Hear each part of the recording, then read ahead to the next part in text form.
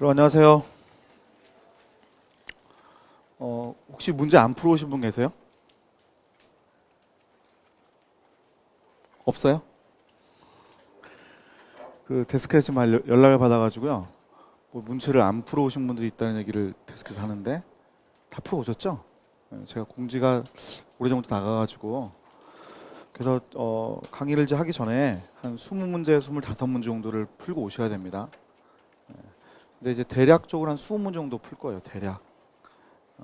이제 이론도 같이 점검하면서 가기 때문에 좀 이제 걸려요. 오늘은 첫날이라서 더 많이 못 풀 거예요. 15개 정도는 풀려나? 네, 그 정도 수준으로. 주 3회 수업하는 건 아시죠? 월, 수, 금.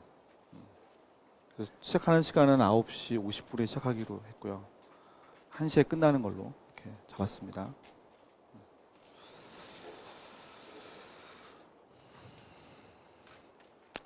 자, 문제를 안 풀으신 분들은 오늘 좀 이렇게 진도를 빨리 나가진 않을 테니까 이렇게 보시면서 문제 푸시면서 같이 진행하면 될 것 같아요.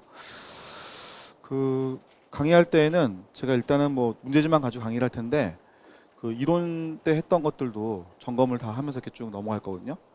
그래서 여러분이 이게 강의 들으면서 내가 한 7, 80%는 아는 거네. 이게 정상입니다. 더 이상 알면 더 좋죠. 그래서 더 알면. 근데 그 정도 이제 알고 계시는 상황에서 점검하는 거예요. 자기가 모르는 게 좀 나왔다. 내가 잘못 알고 있었던 개념이네.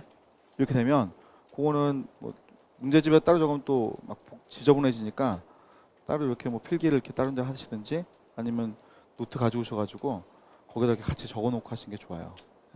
여러분 뭐 원래 적어둔 노트 있을 거 아닙니까? 거기다가 포스트잇 같은 거 준비해가지고 일단 딱 붙여놨다가 강의 끝나고 정리할 때 할 정리하시고 이렇게 하시는 게 좋아요.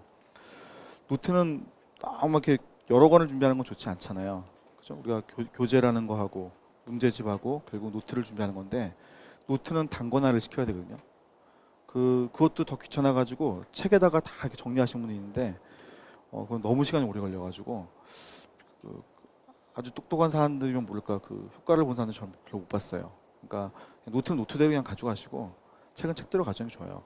책이 막 너무 지저분해져가지고 자기도 막 헷갈려요. 막 위에 적었다가 옆에 적었다가 아래 적었다가 도대체 이게 내가 뭘 적은 건지를 몰라가지고 더 헷갈려 하시니까 책은 그냥 책대로 그다음에 노트는 노트대로 문제대로 가져가는 게 좋죠. 자, 문제집은 좀 깨끗하게 사용하시는 게 사실 좋습니다. 처음 보실 때에는 답에다 이렇게 체크하지 마세요. 처음에는요. 그냥 이렇게 백지처럼 놔두시고 따로 이렇게 옆에서 안 보이는 데 아래에 적어놓든지 해가지고 2번은 풀어야 되거든요, 최소한. 그래서 여러분 한번 지금 푸시고 7월 달에 한 번은 다 풀어야 돼요.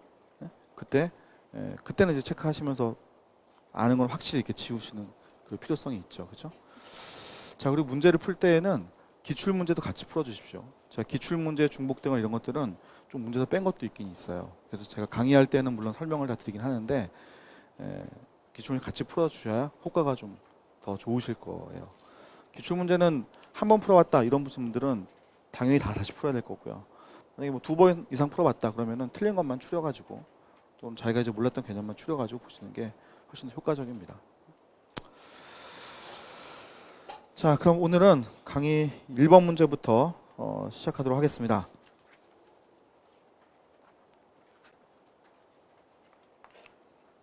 자, 1번 문제는 답은 2번이고요. 자, 문제를 풀기 전에는 항상 그 문제와 관련되어 있는 사전 지식들, 문제에 물론 포함되어 있는 내용들을 같이 중심으로 좀 이렇게 좀 서머리를 좀 많이 해드릴 거예요. 그래서 한번 쭉 보시고 몰랐던 어떤 개념들과 특징들만 있으면 그거를 이렇게 쭉 적어 놓도록 하시고 그 다음 문제 풀고 넘어가고 이렇게 진행을 할 겁니다. 자, 먼저 우리가 그 DNA에 대한 것이 우리 시험에 구조가 그렇게 출제된 적은 없어요. 그런데 언제든지 나올 수 있을 만한 문제, 나오면은 보너스 문제라고 해도 무방할 정도로 많은 분들이 아는, 그러니까 쉬워서 아는 게 아니라 처음에 다 공부할 때는 필사의지를 가지고 공부를 했기 때문에 이 파트는 잘 아시는 뭐 이런 내용들이라서 다들 많이 맞추시니까 여러분들도 이제 하나는 맞춰야 되는 내용이에요. 자, 그래서 우리가 DNA 구조를 이제 쭉 공부를 했었죠. 자, 그 DNA 구조에서 우리 유클레오티드에 대한 구조를 얘기를 했었을 거예요.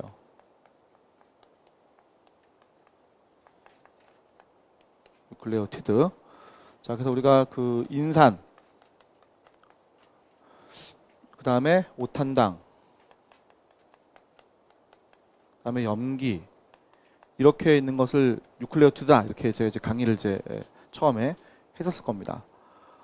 그리고 이제 시간이 좀 지나니까 여러분들이 아는 지식이 많아지니까, 유클레오티드가 그럼 인산 3개 붙은 건 뭐라고 하죠? 뭐 이렇게 또 질문도 가끔 들어오시는데, 그것도 유클레오티드다. 즉 인산기가 이제 하나 붙든 뭐 2개 붙든 3개 붙든 어쨌든 그건 유클레오티드라고 우리가 부르는 건데, DNA를 이제 이룰 때에는 요 형태가 들어가니까 우리가 제가 강의할 때 이렇게 정리를 이제 해드렸을 거예요. 자, 그 중에 이제 오탄당이라고 하는 것이 이렇게 구조가 그림이 그려져 가지고 탄소 번호가 각각 들어갔었죠. 1번 탄소, 2번 탄소, 3번 탄소, 4번 탄소, 5번 탄소.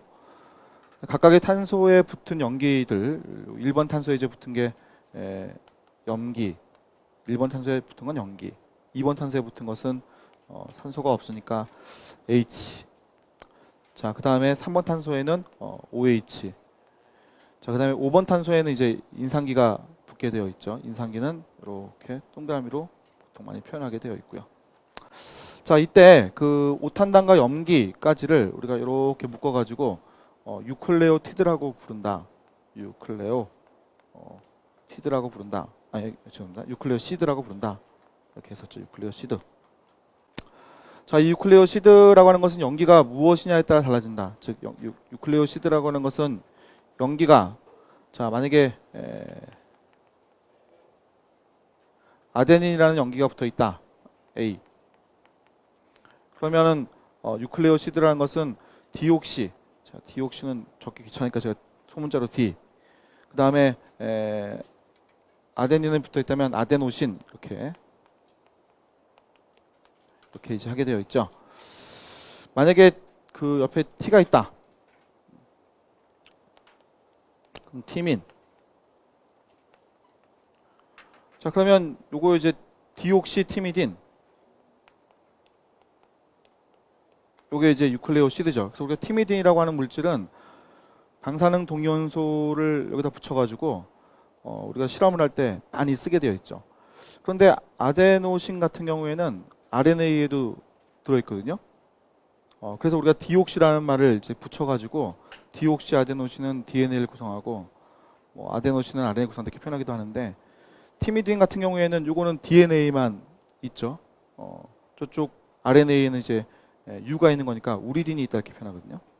그래서 우리가 디옥시라는 이 표현을 잘 안 쓰고 그냥 티미딘이라는 표현을 관용적으로 많이 쓰는 편이죠. 어쨌든 티미딘 쓰면 우리는 DNA를 항상 표시한다. 이거 외워라 맨날 이렇게 제가 강의했었을 거예요. 자, 그 다음 시토신 C. 그럼 요거 이제 시티딘, 디옥시 시티딘. 자, 그 다음에 구아닌. 그럼 G가 들어가면 디옥시 구아노신 이렇게 들어가죠. 자, 그래서 우리가 유클레오티드라는 것이 이제 구성이 될 때 염기가 4종류가 있고 DNA라면 그에 따라서 유클레오시드라고 하는 것도 역시 4종류가 이제 있는 것이다. 자, 요 P라는 요 인산이 이게 음전하를 띠고 있잖아요. 그죠? 여기 음전하를 띠고 있죠. 그래서 이게 인이 이렇게 중앙에 있으면 산소가 이중결합으로 있고 O의 마이너스, 그 다음에 이쪽에 이제 OH, 그다음에 이쪽 O로 아래쪽 연결되는 모습, 이게 이제 O의 마이너스 전하를 이제 띠게 되어 있어요. 이 OH도 O 마이너스 이제 표현되기도 하는데 그 다음 것까지 연결되는 의미에서 제가 OH라고 좀 표현했습니다. 어쨌든 마이너스 음전하를 이제 띠고 있죠. 그래서 이것 때문에 이제 산성 DNA가 엑시드라고 이제 표현되는 것이고, 그렇다면 이제 아데닌이 붙어 있다면 이거 아데닐 레이트, 아데닐산 이렇게 이제 표현할 수도 있죠. 요 형태를 우리가 만약 아데닌이 붙어 있다, 이렇게 붙어 있는 요거를 우리가 아데닐산 이렇게 얘기하기도 하죠. 아데닐산. 그래서 엄밀하게 말하면 아데닐산이라고 하는 아데닐 레이트는 모노포스페이트가 붙어 있는 요 유클레오티드, 유클레오시드 모노포스페이트. 얘를 이제 아데닐산이라고 합니다만 크게 구분하진 않는 것 같아요. 3개가 붙어도 아데닐산 이렇게 많이 부르죠. 여러분이 익숙한 이름 중에 아데닐산 고려 요소라는 것도 있었을 거예요. 그거는 ATP라고 하는 분자에서 피로포스페이트기를 떨어뜨려내면서 요 인산기를 이렇게 오탄당하고 고리 형태로 만드는 게 있었죠. 그죠? 예. 그래서 우리 유클레오티드라고 하는 것의 구조와 그 용어는 시험에 지문에 자꾸 등장하는 것들이잖아요. 그죠? 그 용어들은 잘 알고 있어야지 헷갈리지 않습니다. 자, 이렇게 해서 우리가 그 유클레오티드의 구조를 한번 봤습니다. 자,